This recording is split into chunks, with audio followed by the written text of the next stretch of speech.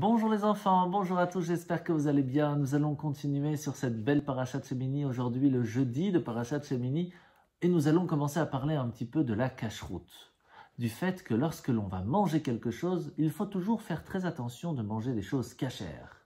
Et bien sûr, quand on dit cachère, il faut savoir de quel animal, mais aussi il y a plein de lois, plein de détails très importants. Par exemple, comment peut-on savoir si un animal est cachère?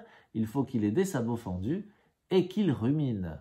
Pour un poisson, il faut qu'il ait des écailles et des nageoires. Et plein d'autres détails que l'on peut avoir sur les oiseaux, sur les légumes. Il faut faire attention, par exemple, qu'il n'y ait pas de verre à l'intérieur, etc. Eh bien, il faut savoir que manger cachère, c'est vraiment, vraiment important. Et je vais vous raconter l'histoire de 4 jeunes hommes, très jeunes, qui vont se retrouver être presque des esclaves, en tout cas emprisonnés, par un des rois les plus méchants de l'histoire, le roi, l'empereur babylonien Nabuchodonosor, Nebuchadnezzar. Il va prendre avec lui plusieurs jeunes gens juifs pour qu'ils le servent au palais.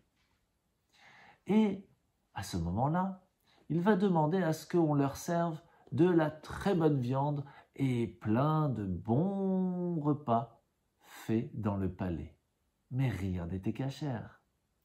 Il y avait là-bas 4 jeunes hommes, appelés Daniel, Hanania, Michaël et Azaria.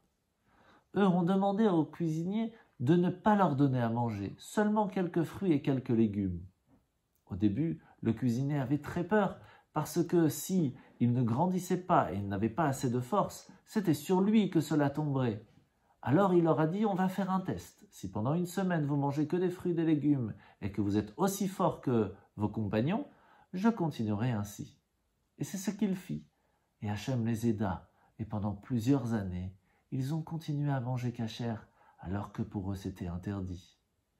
Et en fin de compte, Daniel, plus tard, va être jeté dans la fosse aux lions et va être sauvé. Les lions vont le protéger à la place de le manger.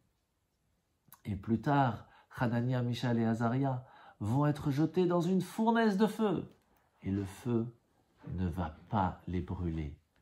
Voici comment est-ce que manger cachère est tellement important que cela peut nous protéger de tout. Bonne journée.